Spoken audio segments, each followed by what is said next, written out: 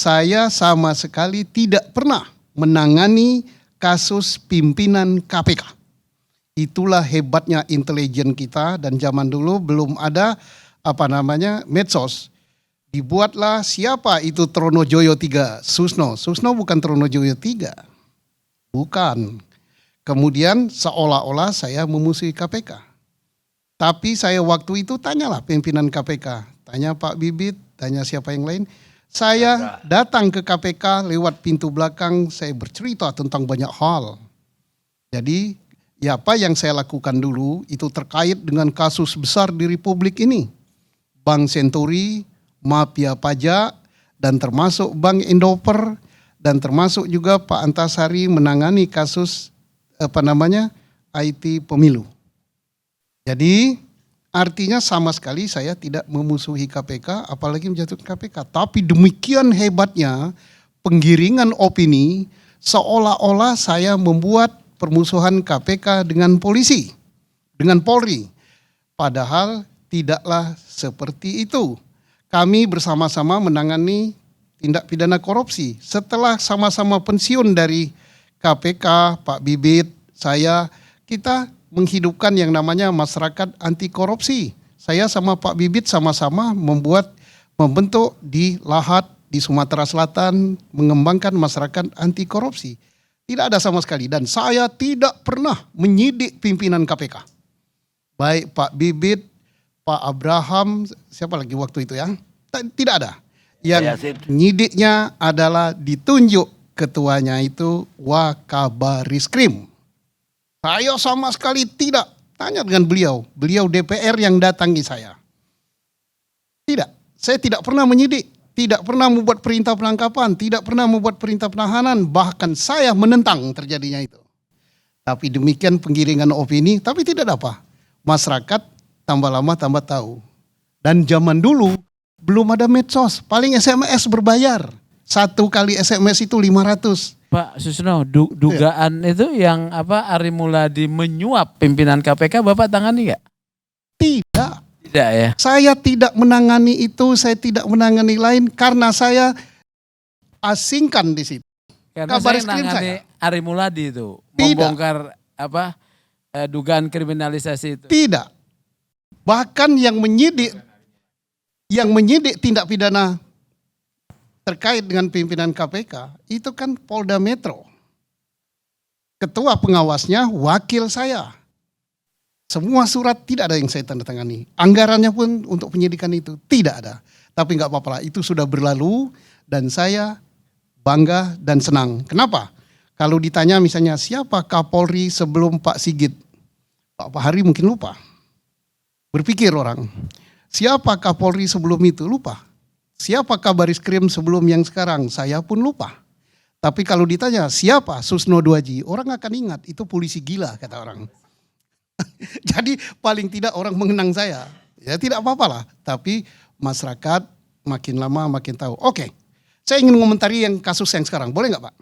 Enggak, sebelumnya pertanyaannya. Jadi artinya yang menandatangani Pak Bibit dan Pak Chandra. Tidak ada tanda tangan, bahkan parap saya pun tidak ada. Tidak ada. Parap saya tidak ada. Tanda tangan tidak ada. Siapa yang tanda tangan kalau gitu? Enggak, udah membuka luka lama tidak elok Pak. Ya Kabarisskrim ke Pak Susno. Iya, paling kurang kan dilaporin. Tidak. Mereka tanda tangan. Tidak, tapi siapa yang tanda tangan, siapa yang merintahkan, siapa yang ikut rapat, saya tidak akan buka luka lama. Biarlah derita itu saya, tapi masyarakat tahu. Iya, setelah Pak Ito pun apakah dia itu kasus itu sudah selesai karena Pak Bibit sama Pak yang ditahan itu Chandra sudah dilepas. Saya tidak pernah nangani itu. Oke, terkait dengan penamaan setelah itu kan Pak Susno yang diperkarakan. Ya. Yang memperkarakan Mabes sendiri. Ya saya ditangkap anak buah saya bilang tangkaplah saya. Siapa yang memerintahkan gak usah ditanya. Saya ini tidak ditangkap oleh Pak Yasin loh. Saya ditangkap sedang jabat oleh anak buah saya. Ada enggak? anak buah polsek nangkap kapolsek aja nggak ada. Kabar Reskrim masih aktif, bintang 3 yang ngamuk beliau ini datang ke kantor saya sampai rapat di kantor saya. Itu. Ya, berarti tapi mulai saya buka sekarang dikit-dikit ya. Ia menangkap ketika itu. Ya anak buah saya bilang tapi bukan. Kapolri ketika itu disekap di bandara. dipenjarakan. Ya, dipermalukan yang sedang jabat. Padahal saya izin waktu itu, saya izin keluar mau berobat kan. Saya ditangkap oleh anak buah saya. Tunggu, sekarang kenapa Pak Susno bilang ya KPK itu cicak, Mabes, Nah Polri. itu Pak Susno lagi disidik oleh KPK apa waktu itu? tidak disidik. Jadi pada waktu itu kita cerita, ada wartawan Tempo kalau nggak salah. Kita cerita tentang alat penyadapan KPK beli. Saya beli, ya saya sudah ada, bukan saya. Polri sudah punya. KPK beli, terus ceritalah punya KPK kemampuannya gini, punya kejaksaan gini. Saya bilang punya polisi lebih mampu lagi, bisa kita nyadapnya banyak dan sebagainya. Ya kalau banding-bandingan apa ya, saya kan bukan orang teknologi kan. Kira-kira saya bilang, kebetulan di dinding itu ada cecak yang kucek-kucek itu. Saya bilang kalau dia cecak kami buaya lah.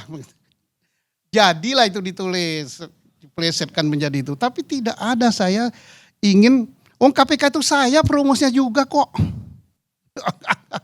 Bukan isunya waktu itu Pak Susno lagi diusut KPK. Nah, itulah yang dibuat oleh informasi intelijen supaya rakyat Indonesia sadar untuk menjatuhkan seseorang itu dibuat begitu. Saya berapa kali datang ke KPK bercerita tentang berbagai masalah, tidak ada masalah. Tanya Pak Ade Raharja, saya membuat menginformasikan bagaimana menangani korupsi dan sebagainya, termasuk tentang Pak Bibit dan Pak Chandra. Saya sampai ke KPK menjelaskan itu. Tapi saya dibuatkan suatu informasi seolah-olah saya ada kasus, seolah-olah saya dibuntuti oleh KPK, seolah-olah. Ya seolah-olah itu menyebabkan Pak Susno naik darah. Bilang lu itu kan cuma cicak, gua ini buaya. Bukan, sudah ada. Sebelumnya sudah ada.